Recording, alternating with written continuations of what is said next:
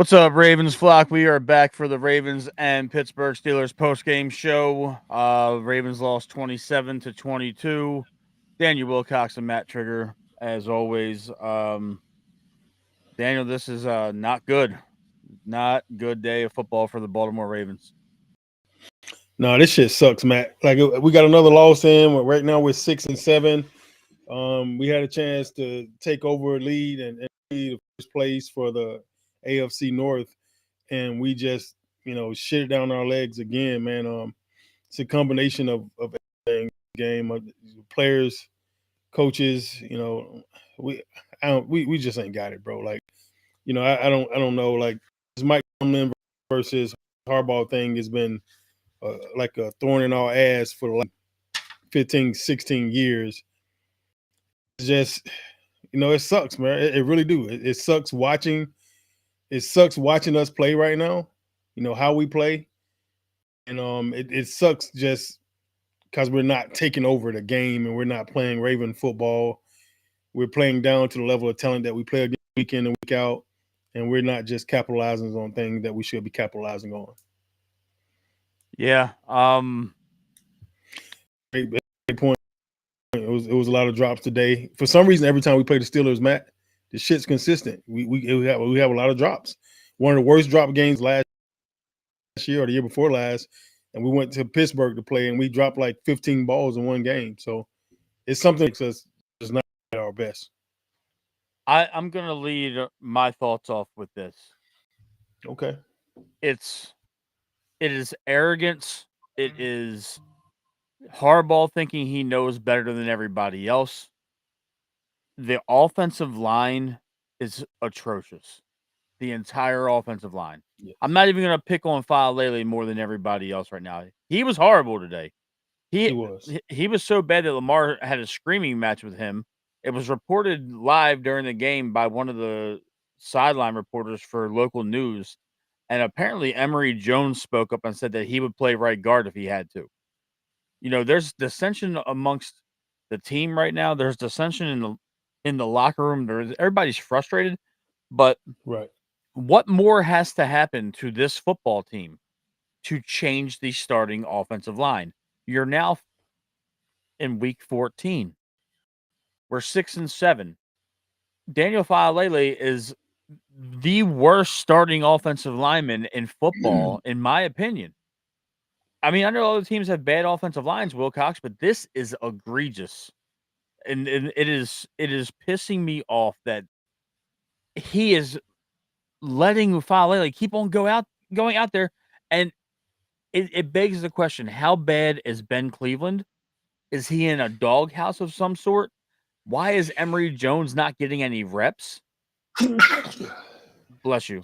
Excuse me. It begs the question: is our depth that bad, or are we watching something completely different than what Harbaugh is seeing 4 quarters every game? Hey, Faalele he's the worst thing I've ever seen on a football field. I mean, his energy and lack of effort and lack of knowledge to know what to do, the mistakes that he make, the missed blocks that he made, people are looking forward to playing against him because they know they're going to have an all-star day. I mean, we gave up 2 sacks today. Lamar got sacked twice, and that's by the grace of Lamar being a little bit healthier than he's been, and he was able to escape a lot of those bad situations, and get the ball out of his hand fast enough, stuff like that. But Faalele is he's a train wreck waiting to happen. He's the guy that gets somebody hurt, and we're waiting right now patiently to see somebody get their knee blown out because he don't do his job the right way. I would be absolutely terrified to be behind him in the backfield, to be a running back, a tight end, or freaking receiver on a jet sweep or whatever I'm doing, and a quarterback. He's a detriment to what we're trying to do success-wise. And if the young kid could play, put the fucking kid in the game. Like, please, get a kid a shot. All we need is effort. We're not getting effort from Faalele at all. We're not getting any effort. It's willful ignorance. It's almost like Harbaugh is keeping this line together to spite everybody that's been vocal. Now your quarterback, your star quarterback, is yelling at your offensive lineman because of his lack of effort and his lack of protection. Zay Flowers yelled at him. Everybody's yelling at him. Derrick Henry can't run behind him. Derrick Henry's success this year has been running to the left side. If you think about every big run that he's had this year, it's been a toss or a sweep to the left side, Wilcox. This is bad. And I know I'm not being emotional about this overreaction. We still had a chance to win the game, and Ronnie Stanley gave up a sack to a hobbled Alex Highsmith. That whole last 2-minute drill was gross game management from the coaching staff. You know, the Voorhees hold didn't help at the beginning of it, but you know, special teams hold too. Yeah, the special teams hold, but a lot of people are bitching about the Isaiah Likely touchdown lack or the lack of a call. Now, I know you played the game for a long time. I'm sure you think that's a touchdown. I think it's a touchdown, but the way the referees explained it is that he didn't have possession on the third step, and it's on camera. It's clear as day that he didn't. But I thought if you caught the ball with 2 feet in the end zone and you were still moving, it's a touchdown. You know, that's just personally what I thought it was. I'm gonna go right back to the lack of coaching, Matt. You know, like it's the little things to me. I understood what Isaiah Likely was doing, you know, but there's no reason why he shouldn't have tucked that ball.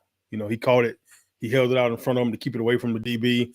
But as strong as he is, he could have caught that as soon as he felt pressure from Porter and tucked that ball in with both hands. He had full possession of the ball. I mean, 2 steps in the end zone should be a touchdown. If you had the ball and you was crossing the end zone in the line, all the ball got to do is touch the line.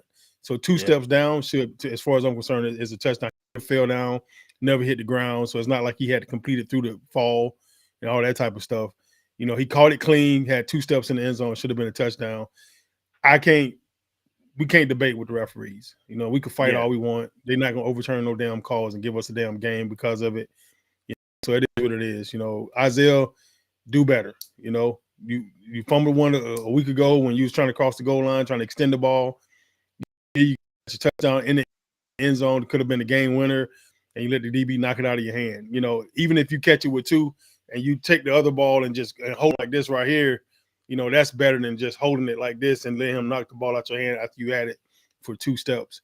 You know, separate your hands, take the ball, tuck it, do whatever you're going to do, but don't let them take the ball from you in a situation like that when you got a chance to win the game. And I knew as soon as that happened, I was like, bro, that shit cost us the game right there. You know, but there was another call too, Matt. There was a call when Aaron Rodgers was getting ready. He threw the ball got batted back to him. He reached up and grabbed it with one hand. Our guy grabbed it with one hand, and they both went down, and they ended up giving the ball back to Pittsburgh because they said Aaron Rodgers was on the knee, even though he didn't have complete control of the ball. Each of the players had hands on the ball, and then we came down with it. It should have been Ravens' ball, but it ended up being a Pittsburgh Steelers ball. I didn't agree with that call either. I understand what they said that he was down, but he never had complete control of the ball. He had 2 hands on it, then 1 hand on it, then 2 hands on it with it on the ground. By that time, we had 2 hands on it, ripping it from him already. You know, so I didn't agree with that call either. So this game shouldn't have came down to those 2 calls, but we allowed it to. I love the way that we fought to stay in the game and to try to battle to be at the end of this thing to try to get a win towards the end of this game. You know, but it should have never came down to that. You know, the way they let DK Metcalf bully our DBs all game, and we didn't press his ass and do what we need to do in order to get him off his rhythm. You know, I think he had 150 yards or some receiving, a touchdown maybe. I'm not sure, but I know he 7 catches. He didn't score. He had like 7 catches, 150 yards. Yeah, that shit hurt. That cost us a lot, man. Take away their best player beat us week in and week out. So it all comes back down to coaching for me. You know, we make some mistakes as players, but we only turned the ball over once, and we lost the turnover battle. We won the time of possession battle this game. You know, we had the ball almost 35 minutes. They had it 27 minutes. You know, everything that we were supposed to do, rushing, 217 yards rushing to the 34. We should have won the damn game. You know, we lost the turnover battle. First downs, we had 22 to their 13. You know, total plays, we had 77 plays on offense this week. They had 51. We still lost. That shit was switched last week, and we got our ass beat. Now we flipped that, and we lose this week. Sacks, we gave up 2 sacks for 16 yards, and our defense didn't get no turnovers and no sacks. You know, that's your game right there. No turnovers and no sacks kind of cost us and killed us. the entire game, man. Rushing 217 yards rushing. It makes you feel like we should have ran the fucking ball more. Yeah. That's what it makes me feel like. 217, maybe we could have had 317. Maybe that would have, instead of having us 77 plays, maybe we would have had 87 plays and would have won by a touchdown. I don't know, but some got to change. Yeah. You even though Aaron Rodgers is 42 years old, you can't give him that much time back there. He's gonna sit back there like a surgeon and pick you apart. He's gonna slice and dice. And the Steelers trotted out all their veterans that they signed recently off the practice squad. Adam Thielen played this today. MVS played today. Freiermuth was out there a lot today. And what's crazy is we knocked out their big tight end, the one that we were worried about. Roquan smacked him and he was out. Yeah, I mean, I saw that early. Roquan and Kyle hit him. And it was over. He could barely walk off the field. And yeah, he took a nice little shot to the head. Yeah,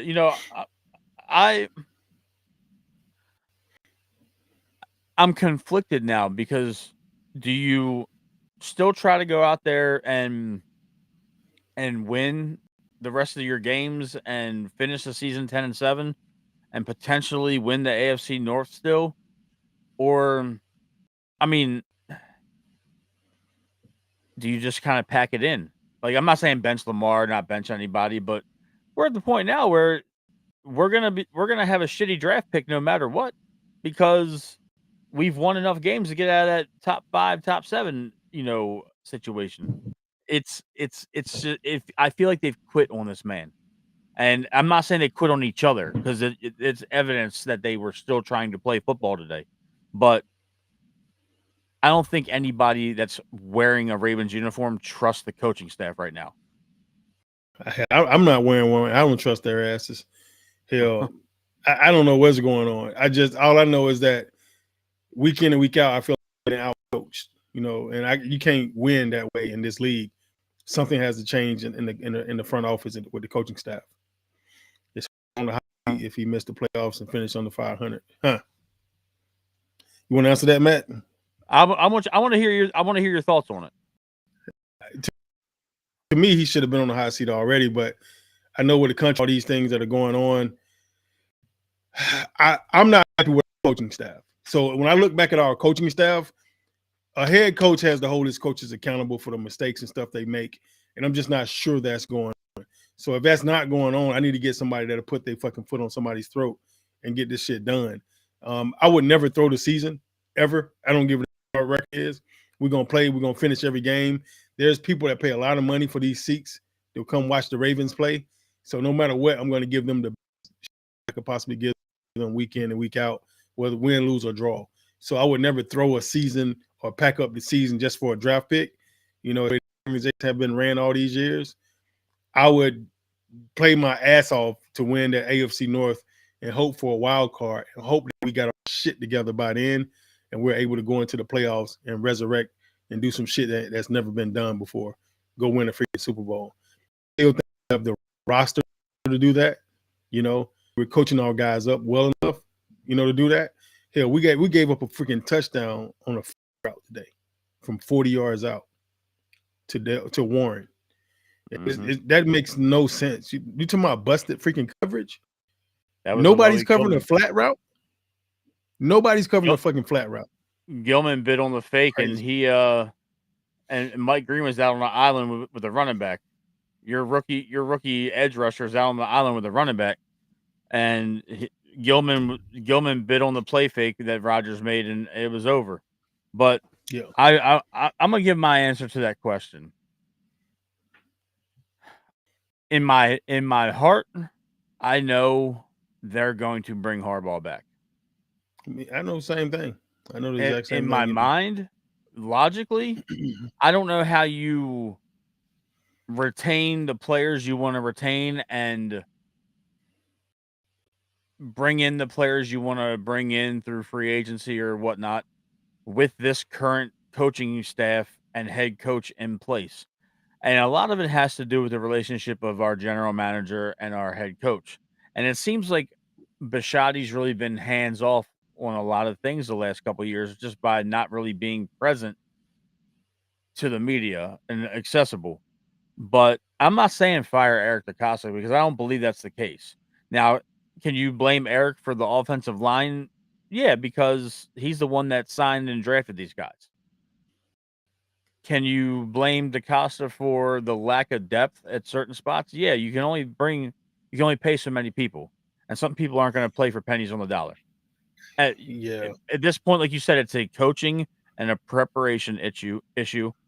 And if Harbaugh's like you preach this nonstop, Wilcox. If you don't have a coach that connects with these players and can level with them and doesn't look like a dictator, you're never going to have Yeah. success. And we're now 13 years removed from our Super Bowl. Yeah. If people really want to think about this, we talk about this a lot, Wilcox. People think about the 2012 team because it's still relatively in recent memory. That was Yeah. a beautifully built team. You're never going to have that type of mix of veterans and youthful guys again. I think the closest thing you had to that was the 2023 team that you've always talked about, the AFC Championship loss. That was the only Yeah. team that was comparable. But Harbaugh from 2013 to 2018 was a subpar coach that was riding off of the fact that he had a Super Bowl within the last couple years. And then Lamar comes in and essentially saves his job in 2019 by having that MVP year. So I'm attributing Harbaugh being here still to Lamar and the other playmakers we got, Wilcox, because Yeah. I think Lamar's Lamar won. burnt out. I think he is too. But what I'm saying is, Lamar's won 70% of his NFL starts, and by Lamar winning those games, Harbaugh wins those games. So it looks like we would be firing a Hall of Fame head coach, but something's got to change. Nobody's afraid to come in here anymore. The bank isn't a feared place to play anymore. I mean, you had the 25th anniversary of the Super Bowl 35 squad there all weekend long celebrating, and you go out and lose to Pittsburgh at home when you had every opportunity to win that game.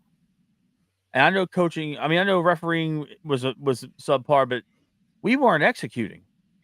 There was a lot of No, we were. mistakes again. It was, And man.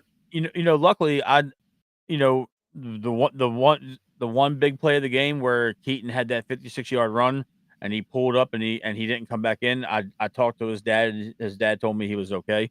So that's a good thing, but we have those dynamite plays and then you turn around and Lamar throws an interception on a floater that 15 out of 15 times Wilcox he hits any other year. In there, I've made that mistake before myself. It was a tough play, tough decision by him. Him trying to make a play, try to dump it over the guy's head. The guy had a little bit more hops than he thought he did and snatched the ball out the air and was able to return it. But, I'm not mad at Lamar for that play. I mean, he tried to make a play. It is what it is. I mean, do you agree with what Drew is saying? Do you fear that Lamar is going through a regression type of season? No. Lamar's hurt. That's it. It's simple as that, man. He's been playing hurt, I think, since Buffalo week. And I think that injury has been a chain reaction effect. Like I told you last week when we talked about this, I really do feel like it's an overcompensation issue. What's going on, with Lamar. And I'm trying to think, it's Daniel Jones. The Daniel Jones today, he tore his Achilles. Yeah. Right? The quarterback for the Indianapolis Colts. Horrible thing. He's been dealing with like a calf or a toe or something for like weeks. And he went out there and tried to play. The issue that was hurt was on the opposite leg where he tore the Achilles. So the Achilles leg overcompensating for the injury that he has on the other leg, and now that leg gets too tight, get too stiff because he's walking different, he's running different, he's dropping back different, and he put pressure on that that pop, and it popped his Achilles because it got aggravated from compensating and putting too much weight and effort and energy on that leg, trying to overcompensate for the leg that he can't put a lot of weight and energy on. So choose with Lamar, I think is a combination of toe, ankle, maybe hip, hamstring, knee. It's a combination of things. has happened since that Buffalo week. That's been one chain reaction effect after another. Like sometimes you sprain your ankle, you twist your knee, you sprain your toe all at the same time because you got tackled a certain way. It happens, and it's one thing that overpowers the other, but the three of those things can cause another leg to start hurting or a lower back issue to start hurting, and I'm telling you, he's just hurt. You seen blurs of him today. Where he's like, shit, he look good. You seen blurs of him last week. He's like, shit, he look good. But I think every time he takes off running, he feels it. The year I hurt my toe, I kept feeling like it was better. It was good. It was getting better. As soon as I pushed off of it the wrong way, it would make this pop down. It would start me all the way back over on crutches. Like I can't walk. I can't put no weight on it, no pressure on it in the boot. And it becomes non-stop cycle. As long as I didn't push off of it too hard, I could probably move around and run and jog and do stuff, but I couldn't sit down and try to break 300-pound D end or 300-pound tackle and keep them off my quarterback without it popping and putting me right back in the boot, right back on crutches over and over again. So your body works kind of weird sometimes when you have these injuries, and you just got to respect the injury. The problem is nobody knows what the freaking injury is because the Ravens keeping it under wrap because they know if they told everybody he got a toe issue, people will be trying to step on his damn toe. So they're trying to keep it to themselves, and rightfully so. You don't want nobody to know your quarterback's hurt. You want them to be afraid that he's going to take off at any moment, and you don't want them to prepare that he can't run, right? Yeah, it's gamesmanship. Yeah. I mean, you got to play smart. It's chess, not checkers. So yeah. I'm not mad about that. I just think our coaching staff is just not very fucking good, and I can't say that enough. Like you can't coach. They always say you can't coach effort, but you really can. It's like I was telling you, all those long runs that Derrick Henry, Keaton Mitchell, all these guys, Lamar would break. The last 2 years, you would see these guys break for long runs and get ran by the backside corner. That's because the backside receiver took the play off. Somebody has to check his ass on that shit. So when you see Falele missing all these blocks and they're not working on him, that's an O-line issue. When you see Lamar, you see Likely, try to put the ball across the goal line after we lost the game in the playoffs AFC years ago with Zay Flowers trying to dive across the goal line, and we still doing that type of shit. That's our fault as coaches, So when I see those things, even holding the ball out and not taking that damn ball away, or I think it was Andrews that fumbled the ball on the goal line, on the sideline with the ball in the wrong arm, that arm instead of the outside arm. You see all these things that are coaching issues, and we're not fixing that shit. Week in and week out, we're not fixing it.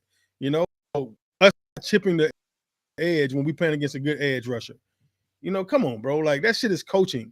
So all these issues to me is coaching. Even Falele is a coaching issue to me. He's a big man that could get out. He's athletic enough.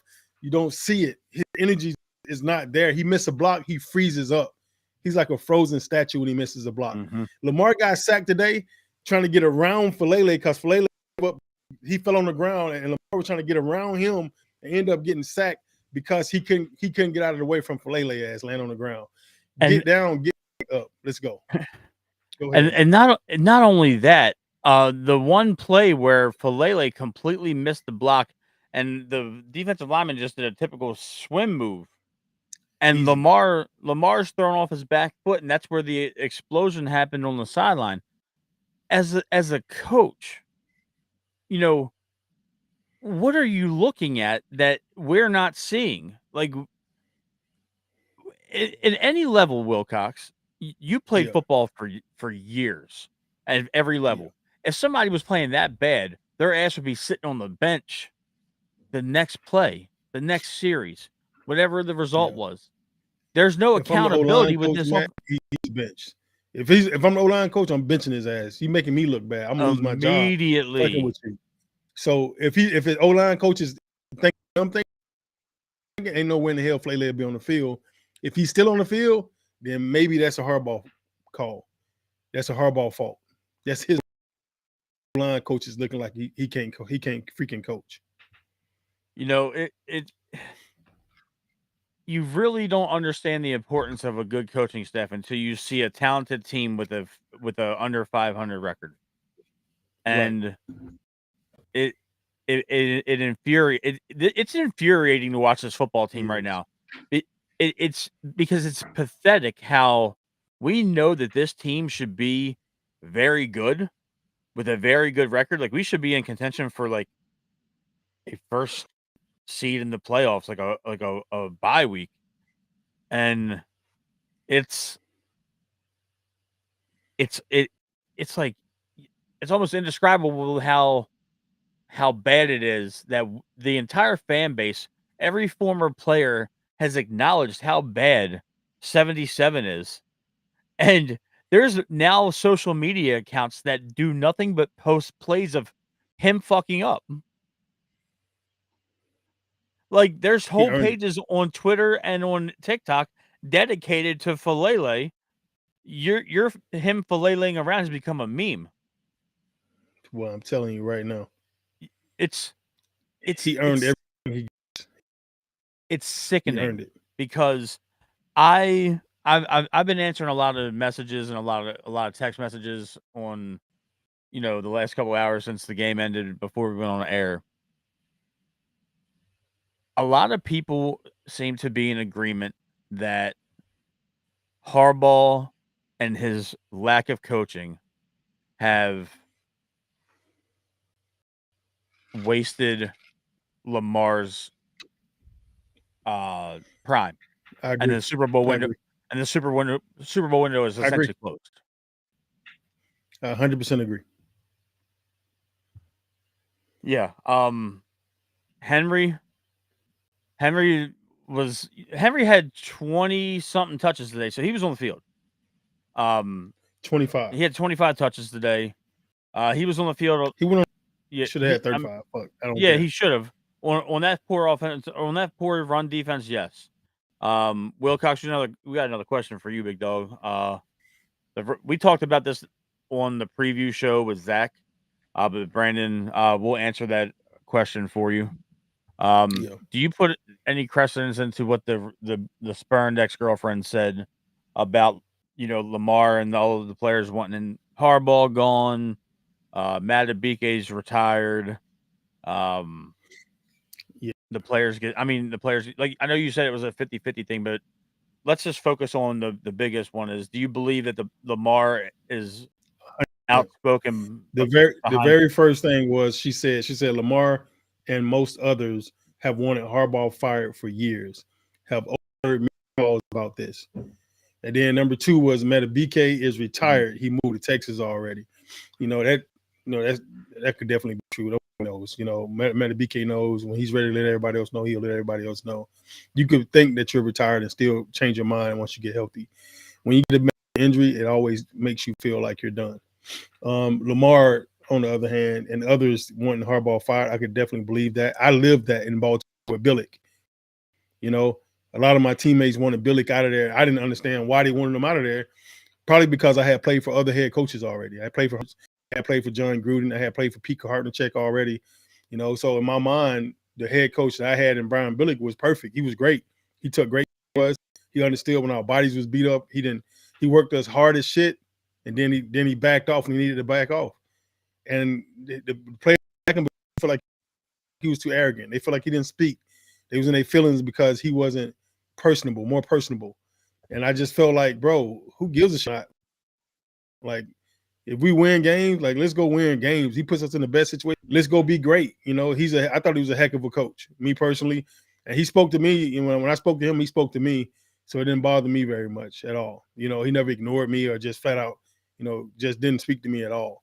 But when you never played for another coach, then you don't understand like how different it is out there. So the Harbaugh thing is Harbaugh. I straddle the fence with Harbaugh. I really like him sometimes. Then I'd be like, man, this dude's an asshole sometimes. So I straddle the fence with. He seemed to be a much different coach when he first came in. And even when he first came in, I understood why he was what he was. Can't take that away from him. It's hard. It's easier to come in hard and an asshole as a coach, as a head coach, than come in nice, polite, and easy, and everybody over you later, because everybody gonna run over your ass. You got to set the standard that you ain't taking no shit from nobody, and I don't care who they are. And then you got to make sure they understand it's your team until you give it back to them. So I can understand that, because it got to be the head coach team first, so that he can get his stuff in and get everybody to buy in to what he wants. And then I can give it back over to y'all because you earned it. You know what I mean? That makes sense. I can understand him being an asshole early on. I've heard that it didn't continue. I've heard that he lightened up a lot. You know, I don't know with Harbaugh is that he don't curse out his coaches enough. He seemed like he just let the coaches do whatever. And to me, as a head coach, you got to hold coaches accountable because those guys steal money just like players steal money. You know, they'll come in there and just, they'll take the. I mean, imagine Lamar Jackson's coach. Any call I make, I feel like it's a good call. I don't have to put in that much work and studying to put him in the best position possible because this man gonna make me look great regardless. Right. You know, so I don't agree with that shit. I don't agree with it, bro. I just feel like as great as he is, this man should have 3 Super Bowls underneath his belt right now, and it's Harbaugh's fault that he doesn't have it. I don't care what nobody says. Yeah, that's the biggest thing. I was talking to a friend of mine earlier, Sean Price, and everybody called him Maniac. He was one of the best high school running backs in like the 2007 to 2009 era of Baltimore football, and he said that we talked about it. We should be a dynasty. We should be in the midst of a dynasty right now. We should be. From Right. I hate to bring it up, but I'm not bringing it up in jest or like a funny haha. But that 2006 year to present day, we should have 6 Super Bowls in that time frame. We should be Right. We should be going for number 7 right now. Right. There's 2006, 2011, 2019, 23, and 24. They're the ones we missed. 2000, yeah, my last year too, the 2008 year. Yeah. We went to the AFC Championship and lost in Pittsburgh. You know, we had a shot. We had a fucking shot. With Flacco's rookie year, we had a shot. You know, regardless of what anybody say, we had a shot. So 06, 08, you know, the 2012 team they did win. And then the year with Mark Ingram them, what was that, 2016? What year was Mark Ingram them here? 2018, 19, something like that? 19. 2018 year, 2023, 2024. Hell, I mean, yeah, I agree. Lamar's body language tells me he's done with Harbaugh. Yeah. I mean, I'll pull it back up. I want you to read the full thing. You know, Lamar's body language tells me he's done with Harbaugh. That's why I wanted to ask. The team hasn't been the same since Ozzie stepped down. Bottom line. Damn. So look, I love EDC because I felt like he brought, you know, something different than what Ozzie brought to the table. But Ozzie was phenomenal. I mean, we all loved Ozzie as players, and the fact that he's a former player, a Hall of Fame player, a Hall of Fame GM, we love him to death. I don't think there'll never be another Ozzie that stepped through the doors of Baltimore. And I don't really think you had to change too much of what Ozzie was doing because what Ozzie did was so phenomenal. You know, but Eric was underneath Ozzie for 15, 20 years. I don't know how long before he got the GC job. You know, so I mean, the GM job. You know, I don't know. You know, like it's definitely a different team a little bit for sure because now it's more offensive based than defensive based. You know, Ozzie went hard on defense and then got what he could on offense, the best player available on offense. That's what he normally did. Now we're taking guys higher on offense and just kind of getting the best players we can get on defense. I want to read this stat to you that Zach from the other night, from our guest from the other night. Okay. Since World War II, the Steelers have only had 3 games where they were outrushed by 170 yards and have won. All 3 are against the Ravens in the last 5 years. Oh, wow. Harbaugh. That's all I hear. Yeah. Zach, Harbaugh. Thank you for that, Zach. It's I'm conflicted with Eric because Eric has brought in a lot of good talent, but it seems like every other draft he misses on certain things. But I understand that he's in charge of the roster at the end of the day, Wilcox. I just don't know how you ignore the offensive line this bad, especially when McCary walked in free agency. But again, Matt, Eric's job is to get the players there. It's not his job to coach the fucking players up. You're right.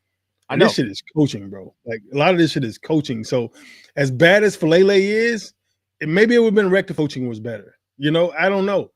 All I know is this shit is coaching. A lot of this shit is coaching. When I watch him play, he has absolutely no idea what to do when he misses a block. That should be coached up every freaking day in practice. every freaking day. So I don't understand. I can't bring all on Eric. It says his fault. It's Harbaugh and the coach's fault for not coaching these kids up. If he would have learned everything, but for a while, people were saying Eric was the second coming of Ozzie. Eric is sharp. He's really, really sharp mentally. I've sat at the table with him. I've heard him talk. I listen to how he talks to the scouts. They're doing a phenomenal job in players. I mean, let's keep it 100, guys. Everybody that's out there listening, let's keep it 100. Before this year started, every last one of us thought we was going to the Super Bowl because that's how phenomenal a job Eric has been doing. So let's keep it 100.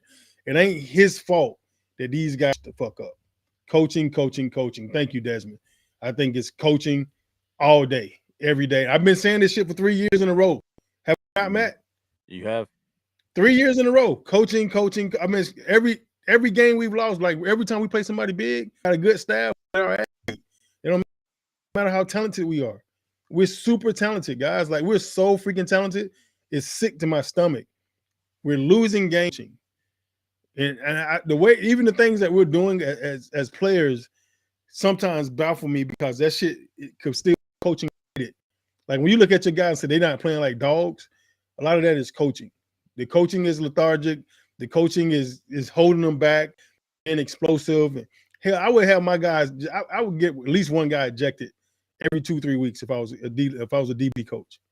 Bro, we're gonna take somebody's head off to set the tone of the game. I don't give a shit which one of y'all do it. Next guy fill in. Let's go play. But we're gonna set the damn tone. They ain't throwing no bullshit around here. The popcorn ass passes they're throwing on us, they're not gonna throw their head off. Today would have been DK Metcalf. We're gonna set the tone early. Get back there. As soon as they throw that deep ball at him, I want you to forget about the ball. Take his goddamn head off. If they get ejected, it's on me. I'll pay you a fine.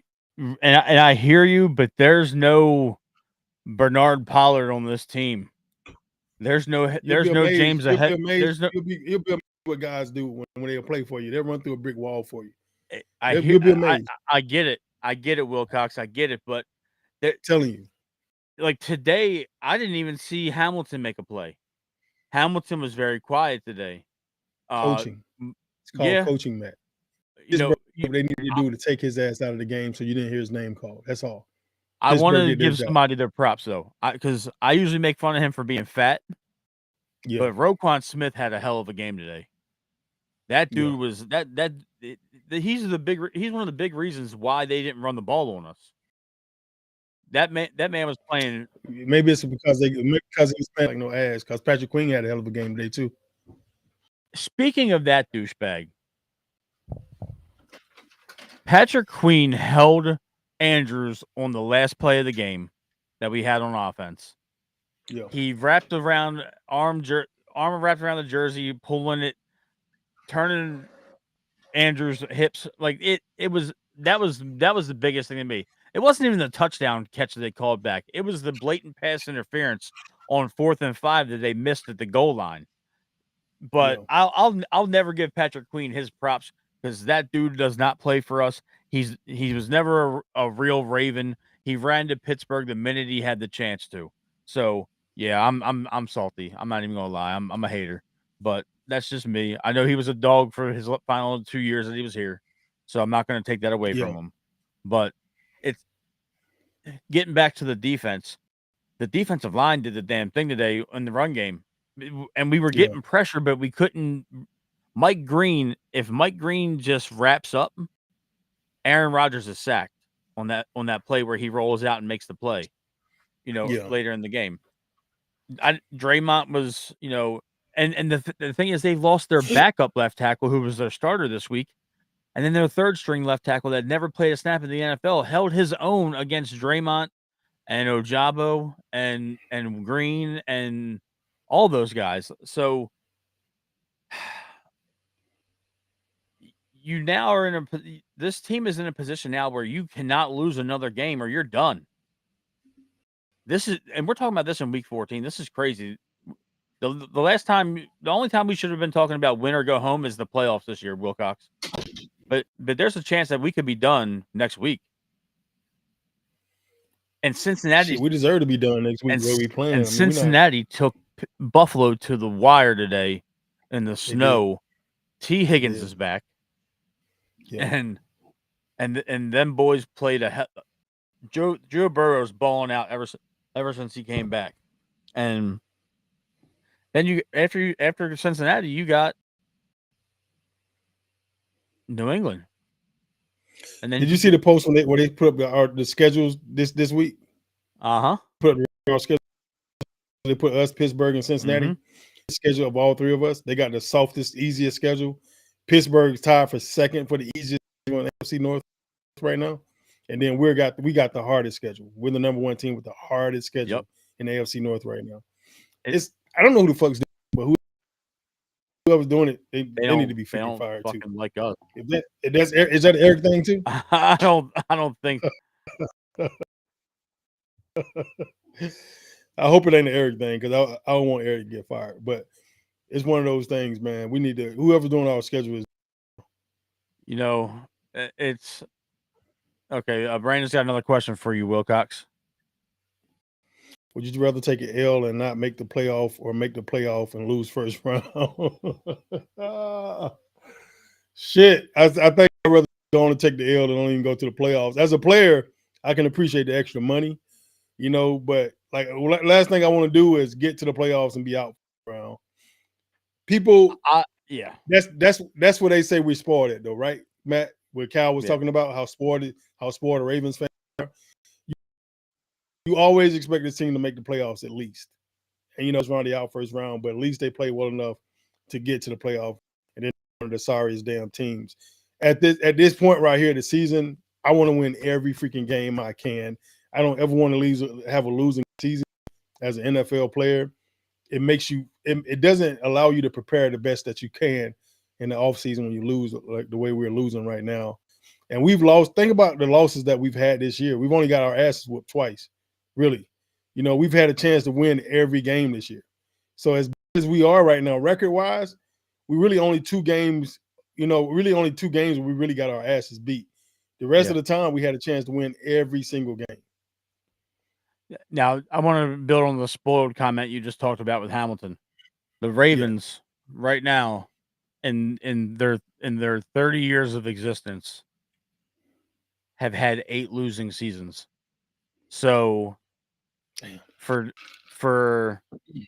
75% of the how many of those were Kyle Bowler seasons? My bad, man. Go ahead, man. You're good. You're good. Nope, you're good. Go ahead, man. Finish your statement. The only losing seasons that we had under Kyle Bowler was 2005 and 2007. Our losing seasons were 1996, 4-12, 1998 we were 6-10, 2002 we were 7. Yeah. 2002 we were 7-9, 2005 we were 6-10, 2007 we were 5-11, 2015 we were 5-11, and 2021 we were 8-9. And that was a COVID year. Yeah. So this could be the 9th losing season if we lose 2 more games in franchise history. So I get what he says when he says we're spoiled, because if you've been a fan of this franchise since they came from Cleveland, they have won essentially out of every 4 seasons that they've had a winning record and gone to the playoffs, at least 3 of them. So they're not used to mediocrity. They're not used to losing. I'm not used to it. I hate it. I feel like I'm a player every time we lose. I mean, I can only imagine how the players feel. And I know you said you took a lot of losses to heart, and that's a genuine thing, but we might be spoiled. I was mad as hell today. Yeah. This is tough. Got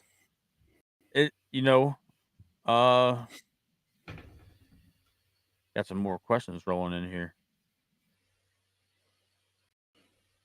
When you don't make noise during trade time and look for cap-friendly players, you get mediocre play.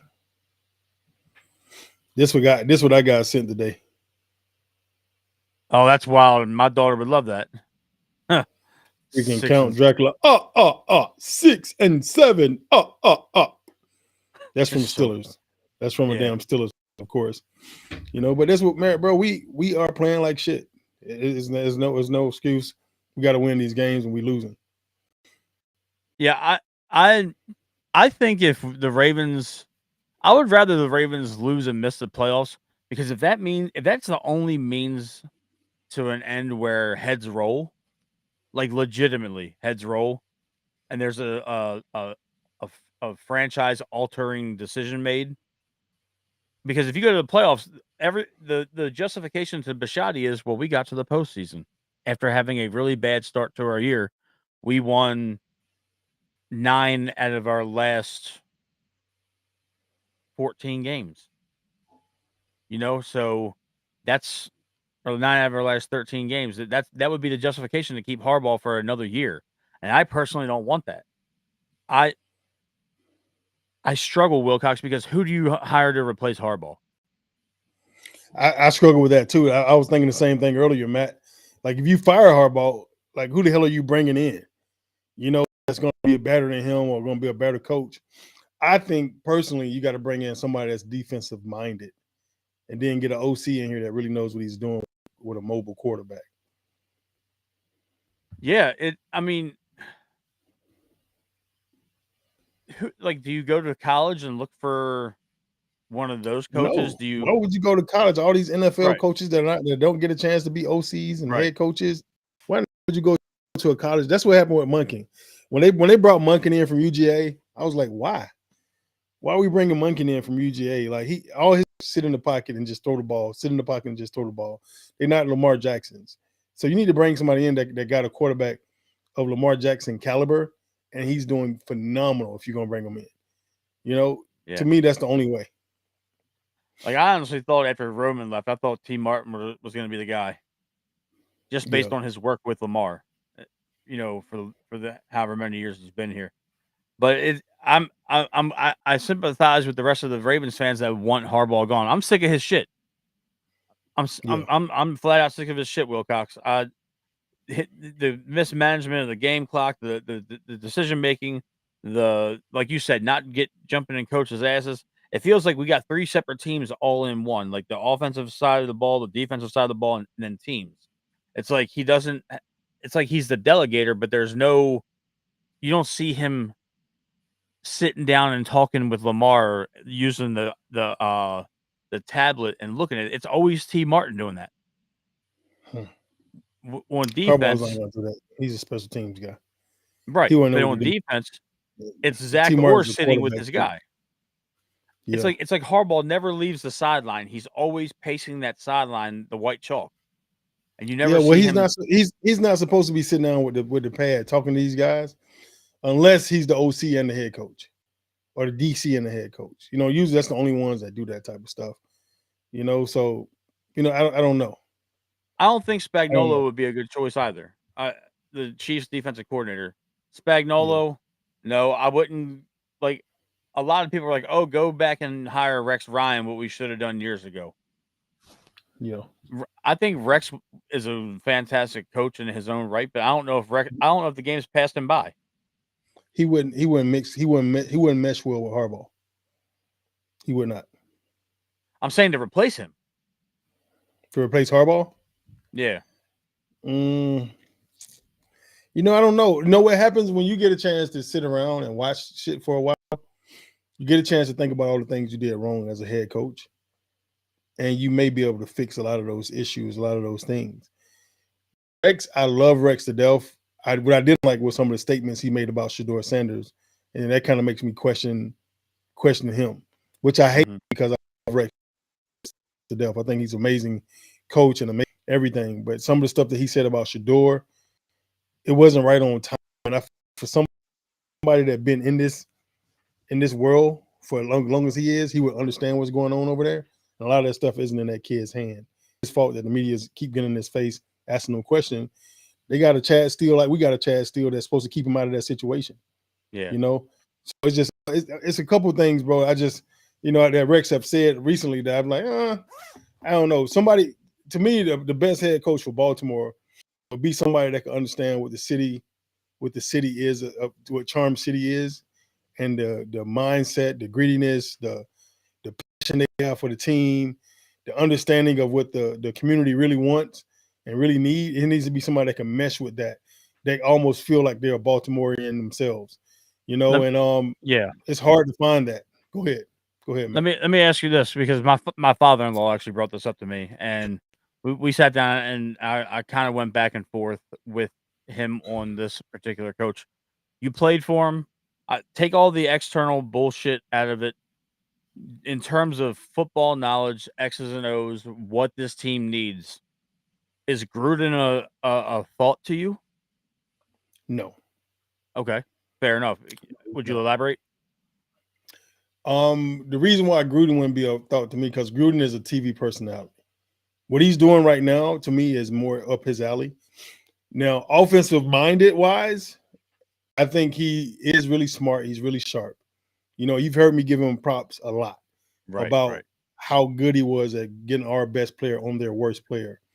And that's what you need. You need somebody that's smart enough to kind of get these guys set up. But Gruden offense is the West Coast offense, and it's so complex. He's never going to get away from the West Coast offense. The coach that comes in here needs to be able to adapt or have an offense that's based for a guy like a Lamar Jackson. The West Coast offense isn't really based for Lamar. It's so much terminology that I want to the fuck up. And it's like, I don't want to be thinking about how long the play is. I want to be thinking about what I got to do when you call the play. His plays are so long that it's frustrating getting the plays and I have to regurgitate all that. And if you make a mistake, you're going to get frustrated. And he's not the type of guy that's not going to think that you can't regurgitate all this play call because you're smart. He's going to think you're a dumbass or something like that and say some stupid, ignorant shit to you. Okay. And it's going to make it worse. He's going to make the situation worse. They're so ridiculous that it doesn't even make sense how long these calls are. And do you one thing I like any about of them? I don't, but I do have a playbook, so I can grab one of the playbooks and I can probably put it up and I can tell you, But I can remember, he was a 200 scat, all that type of stuff, scat free releases, and it was a lot. Why banana? It was a bunch of different stuff that were put in, but the play calls were ridiculous. And I feel like Lamar is sharp. He's smart. If they can learn it, he can learn it. But who the hell got time to do all of this extraness when all you got to do is just call a simple play and let's get out to these guys. So I don't think he would be the right fit for Baltimore, even though he has that grittiness about him that people like. I don't think he has type of gritty. Like, he would come here and get drunk and he would get robbed in Baltimore. Somebody would rob his ass and this would come in the alley or something. Like, it wouldn't work for him. I just don't think it would work for him. Baltimore needs somebody that got that grittiness that the city has, but still that charm that the city has. Somebody charming, somebody gritty, somebody that understands how gangster this city really is. You know what I'm saying? And really go and attack people. Because this team should be an always attack team. It should never be a team playing down the talent. It should be a team that's always attacking on offense, always attacking on defense. We're gonna apply pressure and let pressure bust pipes. And as soon as you make a mistake, we're gonna capitalize on your mistake. And that's who we always were on defense until recently. But we've always been we're gonna attack your ass, get after your ass. We're gonna do it fast, quick, and in a hurry, and we're gonna make you rush, and we're gonna make you make mistakes. Every mistake you make, we're gonna pick them bitches off, scoop and score the fumbles, scoop and score the picks, and we out. We to the races. The defense couple of years I was here. It's like, to not see us being that type of team, it doesn't even feel right. And to think that we got such a dynamic offense, but we got guys that can't block up a blocking scheme the right way or with blocking people left and right. Like, I don't know what's going on, but it's not right. All that shit is coaching, bro. Your coach, your head coach has to be able to hold the other coaches accountable because they need to be worried about their jobs. And they don't seem like nobody seems like they're worried about their jobs around here. It like, and that's arrogance, but that is arrogance. Like, I'm not going to get fired. like I'm it's almost to the point where I think that Harbaugh is a lifelong Raven and that he's going to stop coaching when he's ready. Yeah. You've said that already multiple times. Yeah. And the fact that you said you feel that way, Yeah. that fucking It because he needs does. to be held accountable. Because who's holding him accountable? His next door neighbor? That's our GM? I'm not criticizing that relationship, but are you really going to fire somebody that you have barbecues with and your kids are friends and you guys share a property line? Like, Yeah, I would fire his ass. I know you would. I would. But I'm looking at it from a pragmatic point of view as a fan. I'm like, these dudes are best friends. It's like stepbrothers with those two from the movie. Like, we're brothers.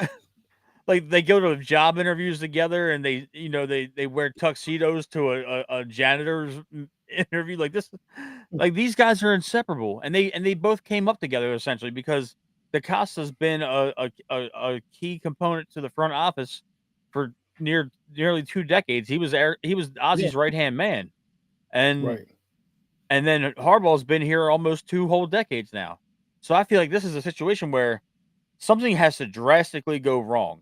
And I'm not talking about injuries. I'm talking about the Ravens go 4-13, then they might fire Harbaugh. 6-11 is almost as bad.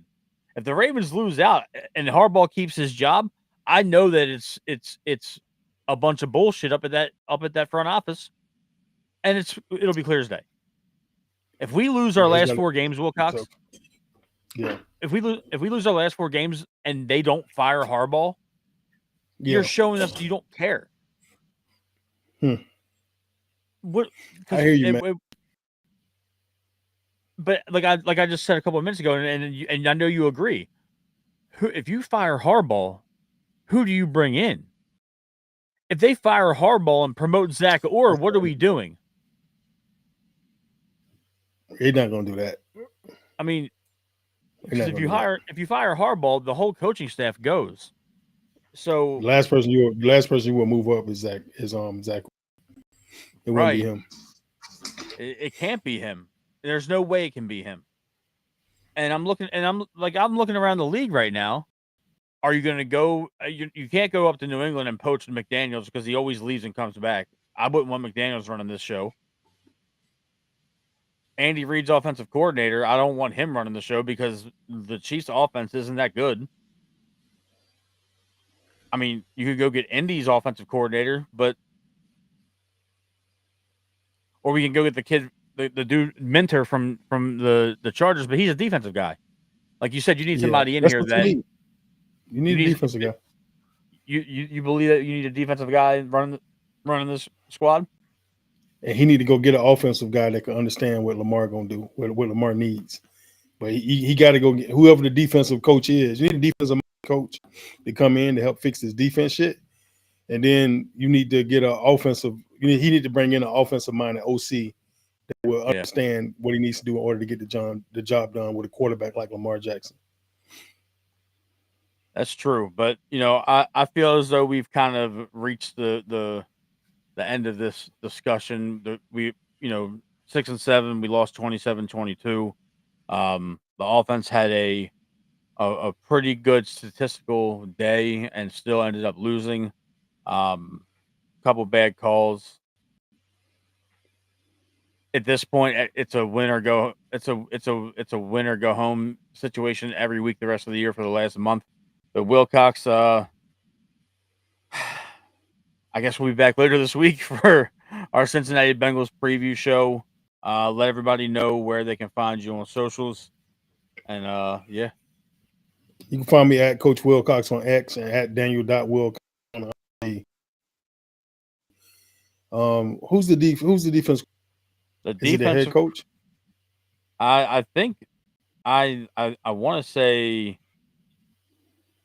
D'Amico's calling it. D'Amico Ryans. Yeah. Their defensive coordinator is Matt Burke. Not Burke. Yeah, Burke, not the old Raven. We need to take a look at him. That would be a good look right there, honestly. Who's the defense coordinator for the Denver Broncos? Sean Payton's defensive coordinator is Vance Joseph, their former head coach. That's Joseph. Vance Joseph, yep. What about the I mean, Chargers? Who's over there with Harbaugh? that's Jesse Minter. He came from the Ravens. I know Jesse. Jesse was at Georgia State when I got the job at Georgia State.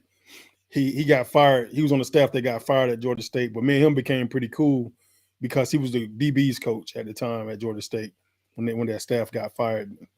I came in right after he left, and me and him became really cool because he went to, I think, the Jets first, and he was in New York with the Jets. He was thinking about coming back to get some of the DBs that he used to coach at Georgia State, come help at New York. And me and Jesse, since I was the director of player personnel, I was also the NFL liaison. So me and Jesse Mentor talked a lot. He asked me about the guys, asked me what I thought about the corners. He asked me what I thought about Shannon Sullivan, which is one of the corners that played about 6-7 years in the league. And I told him I backup, and he ended up being a career backup. Made a bunch of plays, played for the Vikings, bounced around a little bit, played for some other teams and stuff. But Mentor is somebody. Mentor, I don't know if he would be the best head coach here, but I'm telling you right now, as far as understanding these guys and the guys loving him, they'll love him. That's probably why he's doing so well in San Diego, because those kids absolutely loved him at Georgia State. Yeah, I mean, he's a young guy at the time. Yeah, I would definitely pick Mentor if I had a chance to. Or I would offer the Seahawks like 2 first-round picks and bring McDonald. I don't know if Mentor's gritty enough though. That's what I'm saying. Like I don't know if Mentor is gritty enough for Baltimore. So that's the thing that kind of throws me off, because this team has to be a team that's attack and aggressive. They got to be aggressive and they got to attack teams. They cannot be passive at all. Mentor was running NFL caliber defenses at Georgia State, and then they came in and simplified it like a whole lot when the new staff came in with me. And I didn't think it made sense to simplify it because the kids hadn't given it. I mean, we had 2 of the best corners in the entire conference at the time, and one of the kids never touched on until we came in. You know what I'm saying? So, and then that kid ended up getting kicked off the team because the staff didn't like his attitude or some shit. Like, they're cornerbacks, first of all. They got to be arrogant. They got to be cocky. They got to be some of the most, asshole there is. I mean, look at the best corners in the NFL. Most of those guys, they talk shit. They walk around with a little bit of sauce. I mean, look at the best to ever do it. That's your example. You want kids that got his type of confidence. And you can call it cockiness, you can call it arrogance, you can call it whatever you want. But like he tell you all the time, don't let my confidence, bother your insecurities or whatever. So it's just, I don't know, man. They were insecure around these kids, and they didn't understand who they were and where they was from. They were both from Atlanta. They both had a little bit of swag to them, a little bit of sauce to them. Perfect guys to be playing into a Baltimore system, because that's who Chris McAllister was. A guy that had some confidence, a guy that had some swag, some sauce to him, some shit to him. You ain't gonna be able to run up on him and think you're gonna get jacked in the mouth. Yeah, Starks, all those guys. Samari Roll. Yeah, 100%. So that's what you need. You need guys that's gonna have that grittiness to them, man. So I don't know. I don't know if Mentor is gritty for the Ravens need as a head coach, but he'll be a hell of a position coach or a hell of a coordinator here if you brought him in. Yeah, but hopefully, we can find somebody to right the ship if it's not going to be John. But that'll do it for the show. Wilcox, we'll be back for the Cincinnati Bengals game. Hopefully, we have a little bit more success on the road in Cincinnati. It seems like we always struggle to play there. But that'll do it. We'll be back midweek for the Cincinnati Bengals preview show. Make sure everybody follows, likes, subscribes, and sets their notifications to We Bleed Purple Podcast on YouTube. Find us at We Bleed Perp on X and We Bleed Purple Podcast on IG. We're starting to get those going, and you can find me on mtrig89 at IG and just type in my name on Facebook. Wilcox, where can everybody find you? IG Daniel.Wilcox, X at Coach Wilcox. Reach out. Whatever you got any questions and stuff that we could pop up on the show, we'd love to. Reach out anytime. Don't forget to like, subscribe, and to turn those notifications on YouTube. We Bleed Purple Podcast. Appreciate you guys for following us. Bird Gang out. Thank you all for the interactions tonight.